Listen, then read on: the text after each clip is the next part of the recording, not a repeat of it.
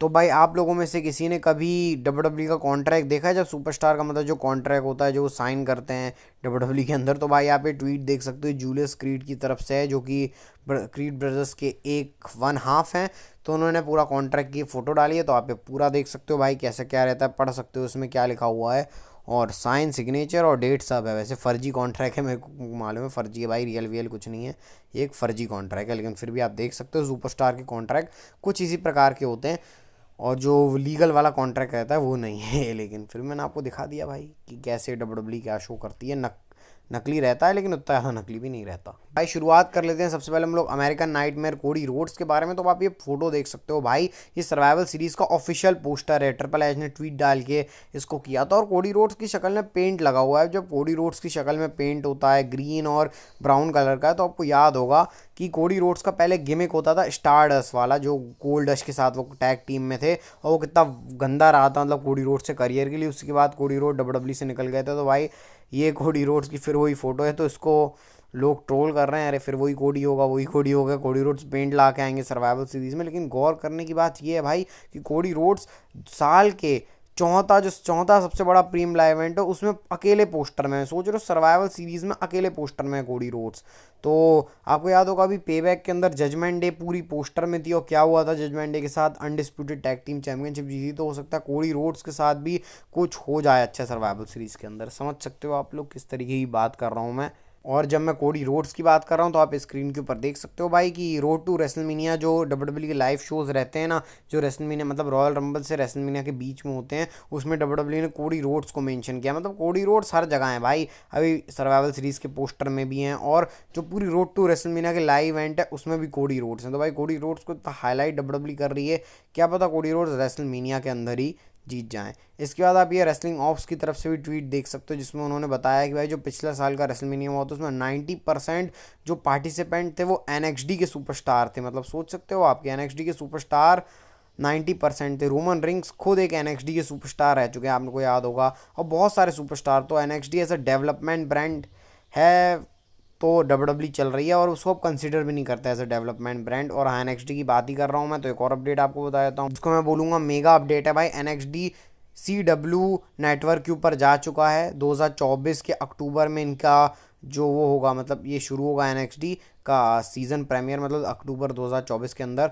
USA network में है अभी एनएक्सडी, उससे हटके CW नेटवर्क में चला जाएगा। और ये 37 मिलियन डॉलर की मिलियन डॉलर ना, हाँ मिलियन डॉलर की डील है। मतलब अभी $15 मिलियन पे एनएक्सडी है यूएसए नेटवर्क पे, इससे डबल रेट पे जा रहा है भाई एनएक्सडी अपने वहाँ पर CW नेटवर्क पे। सब सोच सकते हो एनएक्सडी को कितना तगड़ा मिलेगा, और डब्ल्यूडब्ल्यू भाई फोकस करेगी एनएक्सडी के ऊपर। और अब आपको मान लेना चाहिए यहाँ से कि NXT as a third brand treat कर रही है डब्ल्यूडब्ल्यू, क्योंकि अब वो डेवलपमेंट ब्रांड नहीं रहा। और इवन स्टोर लाइन भी अगर आप देखोगे एनएक्सडी की तो अच्छी रहती है, बस स्टार पावर की कमी रहती है वहाँ पर। वो स्टार पावर की कमी इसलिए रहती है कि भाई एनएक्सडी से जितनी स्टार पावर बनाते हैं ना, जैसे ब्रॉन ब्रेकर, अब वो पक चुकी है खिचड़ी। मतलब एनएक्सडी में सुपरस्टार को पकाते हैं, फिर वो जो पकता है सुपरस्टार उसको मेन रोस्टर में ला के खाते हैं। मतलब ऐसे खाने का एग्जांपल लेके बता रहा हूँ, कोई डिलीशियस जो आपका फूड रहता है ना, उसको हम पहले पकाएंगे फिर खाएंगे ना, तो पकाने वाला काम एनएक्सडी का रहता है, खाने वाला काम मेन रोस्टर करता है, बस वही अंतर है। बाकी स्टोरी लाइन एनएक्सडी की भी एक परफेक्ट होती है। तो भाई ये मैंने ज़्यादा कुछ बात कर दी, लेकिन हाँ एनएक्सडी अब बहुत ही ज़्यादा बूम पे चल रहा है। तो भाई हम मिस रिया रिप्ली के बारे में बात कर लेते हैं, जो कि अभी बहुत तगड़ा फोर्स चल रहा है डब्ल्यूडब्ल्यू के अंदर। जजमेंट डे की मेंबर हैं और एक नया फ्लेवर ऐड करती हैं जजमेंट डे में। तो रिया रिप्ली के रिगार्डिंग अपडेट है कि रिया रिप्ली एलिमिनेशन चेंबर में भी अपना टाइटल नहीं हारने वाली, क्योंकि ऑस्ट्रेलिया के अंदर होने वाला है। तो ऑब्वियस सी बात है, मैं आपको फिर भी कंफर्मेशन देता हूँ, और ये अच्छी खासा सोर्स की तरफ से अपडेट है भाई, तो ऐसी बात नहीं हो। मैं बता रहा हूँ आपको, रेसलमेनिया तक तो रिया रिप्ली एज चैंपियन जाने वाली है। रेसलमेनिया में क्या होगा पता नहीं, लेकिन हाँ मैंने आपको जैसे बोला था शॉर्जी ब्लैक हार्ट क्यों बोल रहा हूँ, जोरी स्टार्क सर्वाइवल सीरीज में चैलेंज करने वाली हैं रिया रिप्ली को। और रॉयल रंबल में शीना बेजलर को डाल दो, एलिमिनेशन चेंबर में एलिमिनेशन चेंबर मैच, और रेसलमेनिया में शायद बैकी लिंच। कुछ इसी तरीके का डब्ल्यूडब्ल्यू सोच रही है, क्योंकि बैटल रॉयल में बैकी लिंच को हटा दिया डब्ल्यूडब्ल्यू ने। तो इस तरीके का कुछ रिया रिप्ली का रोड मैप हो सकता है रेसलमेनिया के लिए। भाई मैंने रिया रिप्ली के बारे में बात करी, तो जजमेंट डे के बारे में भी बात कर लेते हैं। आप रेसलिंग वर्ल्ड CC की तरफ से ट्वीट देख सकते हो कि भाई 9 हफ्ते हो चुके हैं। मतलब 9 हफ्ते में ऐसा पहली बार हुआ है रॉ के अंदर कि जजमेंट डे ने ओपन नहीं किया शो को। मतलब 9 हफ्ते से जजमेंट डे ओपन कर रही थी शो को। तो आप इससे देख सकते हो भाई जजमेंट डे का दबदबा रॉ के ऊपर। तो भाई मानना पड़ेगा जजमेंट डे को कि तगड़ा मतलब उनका काम चल रहा है भाई। और वो 9 हफ्ते से लगातार ओपनिंग कर रहे हैं, मेन इवेंट कर रहे हैं। मेन इवेंट का मैंने आपको रिकॉर्ड बताया ही था, सिर्फ 2-3 ही बार उन्होंने मेन इवेंट नहीं किया। लेकिन अभी रिसेंटली टाइम डब्ल्यूडब्ल्यू सबके ऊपर फोकस कर रही है, क्योंकि अभी रिसेंट के हफ्तों में जजमेंट डे ने कई शो में मेन इवेंट नहीं किया, और अब ओपन से भी जजमेंट डे नहीं रही है। तो भाई ये अच्छा साइन भी है, क्योंकि सारा डब्ल्यूडब्ल्यू फोकस करती है तो शो और अच्छा हो जाता है। तो भाई अब जरा लोगन पॉल के बारे में बात कर लेते, तो आप ये फोटो देख सकते हो, डब्ल्यूडब्ल्यू की शॉप में अवेलेबल है। लोगन पॉल की एक लोगन पॉल बने हुए हैं, जिस मतलब एक लोगन पॉल बने और लोगन पॉल करके लिखा हुआ, और एक पीछे जो लोगन पॉल अपना 1 लकी पंच मारते हैं उसका पूरी शर्ट है। तो भाई अगर आपको अच्छे लगे तो खरीद सकते हो, वैसे इंडिया में महंगी रहती हैं। अब रे मिस्टेरियो के बारे में बात कर ले, तो भाई रे मिस्टेरियो ने एक रिकॉर्ड कायम कर लिया है अपने नाम। और रे मिस्टेरियो तो भाई रे मिस्टेरियो के नाम एक ऐसा रिकॉर्ड है जो आप सोच के आपको भी अजीब लगेगा, कि रे मिस्टेरियो एक ऐसा यूएसए चैंपियन है जो जो यूएस में ना अपना टाइटल मतलब ना अपना ना टाइटल जीता है, और ना टाइटल वो मतलब हारा है। मतलब जीता हारा दोनों यूएसए में नहीं है। इसका मतलब क्या बोल रहा हूँ मैं, आपको याद होगा जब एज का वो जो रिटायरमेंट वाला शो था ना, जब एज जिसके अंदर एज और शीमस का मैच था, वो कनाडा में हुआ था, वहाँ रे मिस्टेरियो चैंपियन बने थे। और जहाँ पर रे मिस्टेरियो चैंपियनशिप हारे हैं वो सऊदी अरेबिया का शो है, लोगन पॉल से आ रहे हैं। तो सऊदी अरेबिया कनाडा दोनों यूएसए की जगह नहीं है, और ऐसे पहले सुपर यूएस चैंपियन बने हैं जो यूएसए में जीते भी नहीं, हारे भी नहीं है। बोलने में भी फंबल हो रहा है भाई, मतलब कैसा अजीब सा रिकॉर्ड है। और अब शायद ऐसा बहुत ज़्यादा होगा, क्योंकि भाई डब्ल्यूडब्ल्यू इंटरनेशनली और जा रही है। तो अब तैयार हो भाई, सोचो यूएस चैंपियनशिप यूएसए में ना रे मिस्टेरियो जीती ना हारी, तो भाई अजीब ही है, लेकिन है। अब सेंटोस एस्कोबार के बारे में बात कर लेते, तो भाई रिपोर्ट्स आ रही हैं कि सेंटोस एस्कोबार का हील टर्न हो सकता है, और एक सर्वाइवल सीरीज़ का पॉसिबल मैच भी सामने आ रहा है। कि आपको याद होगा अभी पिछले हफ्ते बॉबी लैश्ली, जो क्या नाम है उसका, अरे यार हिट्रो हिट्रो की फैक्शन की एक फीमेल, अब उसका नाम याद नहीं है भाई, वो अभी इतना कुछ याद नहीं है मेरे को, लेकिन हाँ वो तो कुछ ऐसा मैच हो सकता है। Santos Escobar Rey Mysterio, Santos Escobar Rey Mysterio, Carlito and क्या नाम था, इसको नाम ही देख लेता हूँ भाई। हाँ तो भाई मैं बोल रहा था कि रे मिस्टीरियो, कार्लिटो, सैंटोस एस्कोबार और जेलिना वेगा वर्सेस ये बॉबी लैशली, स्ट्रीट प्रॉफिट्स और वो हिट्रो वाली बंदी भाई पता नहीं कौन है वो, जो भी है वो, तो उनके बीच में ऐसे मैच हो सकता है, और उसमें सैंटोस एस्कोबार रे मिस्टीरियो को धोखा दे देंगे। अब भाई ये होगा, और पॉसिबिलिटी है भी, क्योंकि इनकी स्टोर लाइन ऐसी एंड करवा सकती है डब्ल्यूडब्ल्यू। और अगर सेंटोस एस्कोबार को अपने हील टर्न में देखा है, तो भाई उनका हील टर्न ज़्यादा अच्छा था फेस टर्न से, क्योंकि हील में उन्होंने बहुत कमाल का वर्क किया है एनएक्सटी में।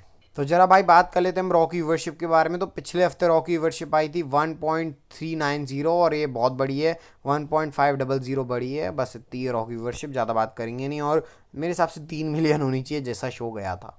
तो भाई अब गिलूलिया के बारे में अपडेट है, तो मैं आपको जरा बता देता हूँ। गिलूलिया भाई नाम भी तो एक तो, गिलूलिया को टारगेट कर रही है डब्ल्यूडब्ल्यू में आने का। अब आपको पता है रिसेंटली डब्ल्यूडब्ल्यू बहुत सारे सुपरस्टार कर रही है, पहले कोडी रोड्स आए, जेड कारगिल, सीएम पंक के बारे में हम रूमर सुन ही रहे हैं, और अब गिलूलिया भी आने वाली है डब्ल्यूडब्ल्यू के अंदर, और ऑस्पर के भी आ रहे हैं रूमर्स। तो भाई डब्ल्यूडब्ल्यू एक और टैलेंट को ला रही है, और विमेंस डिवीजन को और भी वो कर रहे हैं। भी ज़्यादा कुछ पता नहीं चला है, लेकिन हाँ मेन रोस्टर में इनके आने का चांसेस हाई है। अच्छा भाई अब आप बताना आप इससे एग्री करते हो कि नहीं है। रेसलिंग फीचर ने एक ट्वीट डाला है, केज मैच जो कि मैचेस के बारे में बात करता है, उन्होंने बताया कि क्राउन ज्वेल 2023 के अभी तक का वर्स्ट पेपर हो गया। मतलब 2023 में जितने प्रीमियम लाइव इवेंट हुए हैं उसमें सबसे वर्स्ट प्रीमियम लाइव इवेंट हुआ है क्राउन ज्वेल। अब मैं इसके बारे में अभी तो टिप्पणी नहीं कर पाऊंगा, मैं सोचा नहीं हूँ इतना, लेकिन मैं वर्स्ट तो नहीं बोलूँगा भाई। Roman rings, John Cena, Rey Mysterio, लो मतलब पूरा पैक था क्राउन ज्वेल। सबसे बेकार तो नहीं बोलूँगा, लेकिन हाँ उतना एक्सपेक्टेशन से अच्छा तो शो नहीं गया। इसके बाद भाई ये चीज़ देख सकते हो आप, 2018 जब से जॉन सीना आए, किन किन सुपरस्टार से जॉन सीना हारे हैं।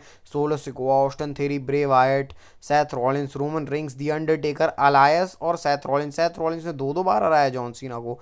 अच्छा दो बार हरा दिया सेथ रॉलिंस से, पता नहीं भाई। इन सुपरस्टार्स के साथ जॉन सीना हारे हैं। और मैं जब अलायस का नाम देखता हूँ तो भाई देख सकते हो जॉन सीना कितने डेडिकेटेड है भाई। अलायस तक के सामने वो हारे हैं, सोच रहे हो भाई। और कोई और होता तो बोलता नहीं मैं अलायस से नहीं हारूंगा भाई, अलायस से हार गए जॉन सीना। इसका मतलब देख रहे हो जॉन सीना कितने वो हो चुके हैं। तो भाई ये पूरा स्टैट यही बताता है कि जॉन सीना कितना टैलेंट को ओवर कर रहे हैं। मतलब डब्ल्यूडब्ल्यू से उन्होंने जितना लिया है वो सब डब्ल्यूडब्ल्यू को वापस कर रहे हैं, लेकिन फिर भी अलायंस का कुछ हुआ नहीं है। अब भाई आज की national fine story war games से जुड़ी हुई है, दोनों मेंस और विमेंस के। सबसे पहले मेंस वॉर गेम्स के बारे में हम लोग बात कर लेते हैं। तो कल रॉ के ऊपर एडम पियर्स ने मेंस वॉर गेम्स को ऐसे बोला जैसे विलियम रीगल बोलते हैं, लेकिन हाँ उतने अच्छे से हुआ नहीं था। लेकिन हाँ भाई ये ऑफिशियल हो गया है, और इसका जो ऑफिशियल बैनर है वो भी आप देख सकते हो। ये है भाई, ये जो बने हुए हैं साइड में Cody Rhodes, Seth Rollins, Sami Zayn, Jey Uso ने, Finn Balor, Dominik, JD McDonagh, Damian Priest बने हुए हैं।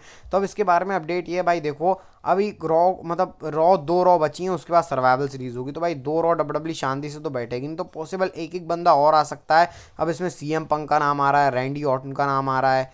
भाई सीएम पंक के बारे में अपडेट तो ये है कि भाई सीएम पंक एल्यूमिनियम का जो मतलब जो डब्ल्यूडब्ल्यूई का एल्यूमिनी का जो सेक्शन है, जितना सेक्शन है पता नहीं भाई, और भी 5-6 सेक्शन है, वहाँ से कुछ अपडेट हुआ है सीएम पंक का, पता नहीं भाई, और चुल हुई है वहाँ पर इतना पता। और कुछ कोड वर्ड भी बाइनरी में आए हैं, वो कंप्यूटर की भाषा में भाई, वो 0-1 वाले जो रहते हैं ना, उसमें भी कुछ चेंज हुआ है। तो भाई क्या इससे सीएम पंक आ रहे हैं पता चला है, पता नहीं भाई, लेकिन आप सीएम पंक तो 100% सर्वाइवल सीरीज में आएंगे। और बूजर रेसलिंग ने ये बोला है कि सीएम पंक अगर सर्वाइवल सीरीज में नहीं आए तो नहीं आएंगे, इस तरीके की बात बोल रहे हैं भाई। और बूजर रेसलिंग अभी बहुत ही तगड़ा सोर्स चल रहा है, वो बोल रहा है तो सीएम पंक लेकिन इसमें आएंगे। इसके बाद रैंडी ऑर्टन हो सकता है यहाँ मेंस सर्वाइवल सीरीज वाली टीम में आ जाए।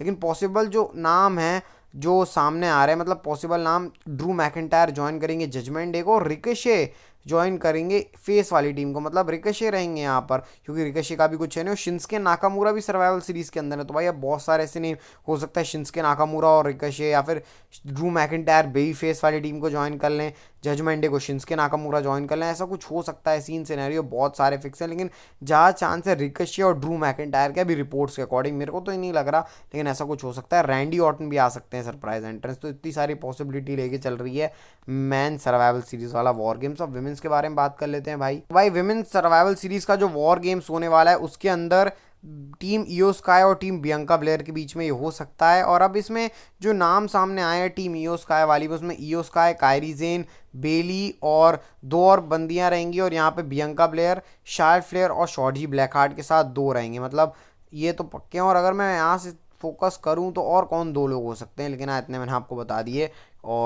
और क्या इयो स्काई, बेली, कायरी जेन ये सब सेम पेज पे रहेंगे। और लेकिन रिपोर्ट्स आ रही हैं कि यहाँ भी वॉर गेम्स तक सेम पेज पे रहेंगे, लेकिन इसके बाद इयो स्काई बेली को धोखा दे देंगी। और at the WrestleMania triple threat match wait कर रहा है, Iyo Sky versus Bayley versus Dakota का, या फिर रॉयल रंबल में भी हो सकता है मैच। तो इस तरह की कुछ रिपोर्ट है विमेंस और मेंस वॉर गेम्स की। ये वीडियो अच्छा लगा, इस वीडियो को लाइक, चैनल सब्सक्राइब करके बेल नोटिफिकेशन बेल को दबा देना भाई। आज बहुत ही ज़्यादा अपडेट्स हो गई छोटी छोटी, तो इसी बात पे लाइक कर देना। ट्विटर में फॉलो कर देना, मैंने इसके बारे में बात करी है, मैंने आपको क्राउन जूल की रेटिंग डाल दी है उसके अंदर, तो भाई उसको जरूर देख लेना। अपने हेल्थ का ध्यान रखना, क्योंकि हेल्थ इज वेल्थ।